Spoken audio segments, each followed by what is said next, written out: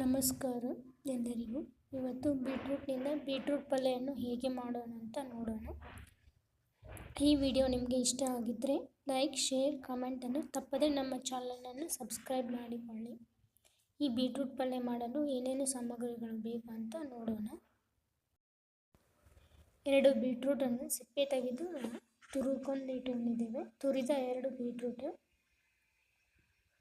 ಇದು ಒಂದು ಅರ್ಧ ಟೇಬಲ್ ಸ್ಪೂನಷ್ಟು ಜೀರಿಗೆ, ಸ್ವಲ್ಪ ಅರಿಶಿನ, ಸ್ವಲ್ಪ ಖಾರ, 1 ಟೊಮೊಟೊ, 1 ಈರುಳ್ಳಿ. ನಾವಿಲ್ಲಿ 1 ಈರುಳ್ಳಿ ಹಾಕ್ಕೊಂಡಿದ್ದು, ನೀವು 2 ಆದರೂ ಹಾಕ್ಕೊಳ್ಬೋದು. ಸಣ್ಣದಾಗಿ ಕಟ್ ಮಾಡಿ 1 ಈರುಳ್ಳಿ, ಸ್ವಲ್ಪ ಕರಿಬೇವು ಮತ್ತು ರುಚಿಗೆ ತಕ್ಕಷ್ಟು ಉಪ್ಪು, ಕೆಂಪು ಉಪ್ಪು ಬಳಸ್ತಾ ಇದ್ದೇವೆ, ಮತ್ತು ಎಣ್ಣೆ ಮತ್ತು ಸಾಸಿವೆ ಬೇಕು. ಈಗ ಹೇಗೆ ಮಾಡೋಣ ಅಂತ ನೋಡೋಣ. ಒಂದು ಪಾತ್ರೆಗೆ ಎಣ್ಣೆ ಹಾಕಿ,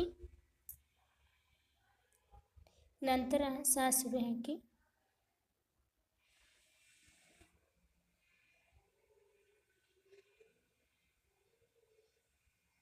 ಸಾಸಿವೆ ಚಟಪಟ ಅನಿಸಿದ ನಂತರ ಜೀರಿಗೆ ಹಾಕಿ, ನಂತರ ಸ್ವಲ್ಪ ಹಸಿ ಕರಿಬೇವು ಹಾಕಿ, ನಂತರ ಸಣ್ಣಗೆ ಹೆಚ್ಚಿರುವ ಈರುಳ್ಳಿಯನ್ನು ಹಾಕಿ ಚೆನ್ನಾಗಿ ಮಿಕ್ಸ್ ಮಾಡ್ಕೊಳ್ಬೇಕು.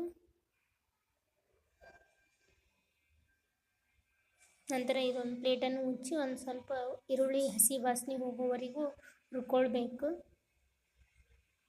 ಸ್ವಲ್ಪ ಕೆಂಪು ಬಣ್ಣ ಬರುವವರೆಗೂ ಹುರ್ಕೊಳ್ಬೇಕು. ನಂತರ ಹೀಗೆ ಸಣ್ಣದಾಗಿ ಕಟ್ ಮಾಡಿರುವ 1 ಟೊಮೊಟೊವನ್ನು ಹಾಕಿ, ಈ ಬೀಟ್ರೂಟ್ ಪಲ್ಯ ಅಂತೂ ಆರೋಗ್ಯಕ್ಕೆ ತುಂಬಾ ಒಳ್ಳೆಯದು. ನಂತರ ರುಚಿಗೆ ತಕ್ಕಷ್ಟು ಉಪ್ಪು ಹಾಕಿ, ಉಪ್ಪು ಹಾಕೋದ್ರಿಂದ ಈರುಳ್ಳಿ ಸ್ವಲ್ಪ ಬೇಗನೆ ಮೆತ್ತಗೆ ಆಗುತ್ತದೆ. ನಾವು ಉಪ್ಪು ಹಾಕಿ ಚೆನ್ನಾಗಿ ಮಿಕ್ಸ್ ಮಾಡ್ಕೊಳ್ಳಿ. ಈಗ ಒಂದು ಪ್ಲೇಟನ್ನು ಮುಚ್ಚಿ, ಮತ್ತು ಬೇಗನೆ ಟೊಮೊಟೊ ಮೆತ್ತಗಾಗುತ್ತೆ ಉಪ್ಪು ಹಾಕಿರೋದ್ರಿಂದ. ನಂತರ ಅರ್ಧ ಟೇಬಲ್ ಸ್ಪೂನಷ್ಟು ಅರಿಶಿನ, 1 ಟೇಬಲ್ ಸ್ಪೂನಷ್ಟು ಖಾರ ಹಾಕಿ ಚೆನ್ನಾಗಿ ಮಿಕ್ಸ್ ಮಾಡಿಕೊಡ್ರಿ.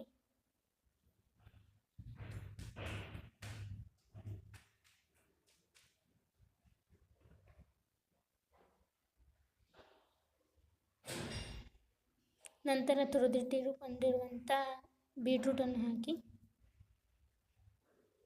ಸ್ವಲ್ಪ ಟೀ ಕುಡಿಯುವ ಲೋಟದಷ್ಟು ಅರ್ಧ ಲೋಟದಷ್ಟು ನೀರನ್ನು ಹಾಕಿ, ಒಂದು ಪ್ಲೇಟನ್ನು ಮುಚ್ಚಿ ಒಂದು 5 ರಿಂದ 6 ನಿಮಿಷ ಬೇಯಿಸ್ಕೊಳ್ಬೇಕು. ನಡುವೆ ಈ ರೀತಿ ಮುಚ್ಚಳ ತೆಗೆದು ಸರಿಯಾಗಿ ಮಿಕ್ಸ್ ಮಾಡ್ಕೊಳ್ಬೇಕು, ಇಲ್ಲಾದರೆ ಸೀದು ಹೋಗುವ ಸಾಧ್ಯತೆ ಇರುತ್ತದೆ. ಇದಕ್ಕೇನು ಬೆಲ್ಲ ಏನು ಹಾಕೋ ಅವಶ್ಯಕತೆ ಇಲ್ಲ. ಬೀಟ್ರೂಟ್ ಸ್ವೀಟಾಗಿ ಇರುತ್ತಲ್ಲ, ಇದಕ್ಕೇನು ಹಾಕೋ ಅವಶ್ಯಕತೆ ಇಲ್ಲ. ಬೀಟ್ರೂಟನ್ನು ಆರೋಗ್ಯಕ್ಕೆ ತುಂಬಾ ಒಳ್ಳೆಯದು. ಅನಿಮಿಯಾ ಇರೋರಿಗೆ, ರಕ್ತ ಕಮ್ಮಿ ಇರೋರಿಗೆ ಇದು ತುಂಬ ಒಳ್ಳೆಯದು. ನೋಡಿ, ಇದು ರುಚಿಕರವಾದ ಆರೋಗ್ಯಕರವಾದ ಬೀಟ್ರೂಟ್ ಪಲ್ಯ ಈಸ್ ರೆಡಿ. ಈ ವಿಡಿಯೋ ನಿಮಗೆ ಇಷ್ಟ ಆಗಿದ್ದರೆ ನಮ್ಮ ಚಾನಲನ್ನು ಸಬ್ಸ್ಕ್ರೈಬ್ ಮಾಡಿಕೊಳ್ಳಿ. Thank you for watching.